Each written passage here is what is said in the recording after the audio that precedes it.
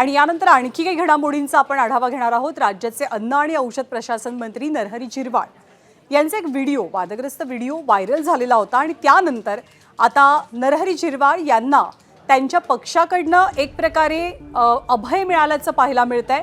कारण त्यांचा व्हिडिओ समोर आल्यावरती चहू बाजूंनी उलटसुलट चर्चांनी जोर धरलेला, काहींनी त्यांच्या राजीनाम्याची मागणी सुद्धा लावून धरली।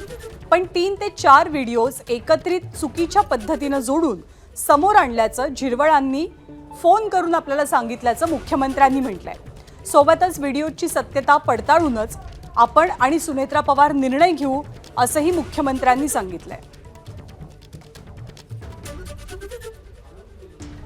असं आहे की नरहरी झिरवाळ यांनी मला फोनवर दूरध्वनीवर संपर्क करून असं सांगितलेलं आहे की हा जो व्हिडिओ आहे तो 3-4 व्हिडिओ जोडून चुकीच्या पद्धतीनं तयार केलेला व्हिडिओ आहे आणि त्यामुळे याची चौकशी झाली पाहिजे।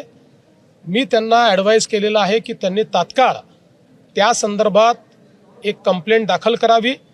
या व्हिडिओची शहानिशा ही करण्यात येईल आणि एकूणच जी काही इमर्जिंग परिस्थिती आहे त्या परिस्थितीवर त्याची सत्यता काय आहे ती पडताळून या ठिकाणी त्यांच्या पक्षाच्या नेत्या सुनेत्राताई पवार आणि आम्ही मिळून योग्य निर्णय करू।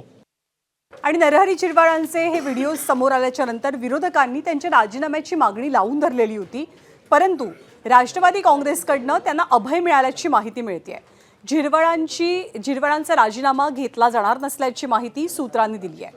आरोप झाले की राजीनामा घ्यायचा हे काही योग्य नाही असं पक्षातल्या वरिष्ठांची भूमिका असल्याचं कळतंय। यापूर्वी धनंजय मुंडे, माणिकराव कोकाटे या राष्ट्रवादीच्या 2 मंत्र्यांना आपल्या पदाचा राजीनामा द्यावा लागला होता आणि नुकताच खरात प्रकरणामध्ये रुपाली चाकणकर यांचाही राजीनामा घेतला गेलाय।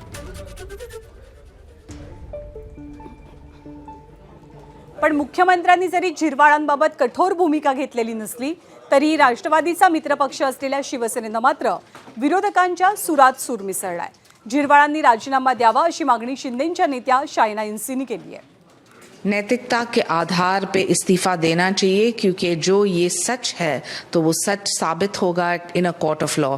लेकिन जो आपको इंट्रोस्पेक्ट करना है तो इंट्रोस्पेक्शन यही कहता है कि जब ऐसा खुलासा होता है तो आपकी नैतिक जिम्मेदारी बनती है कि आपको इस्तीफा देना चाहिए।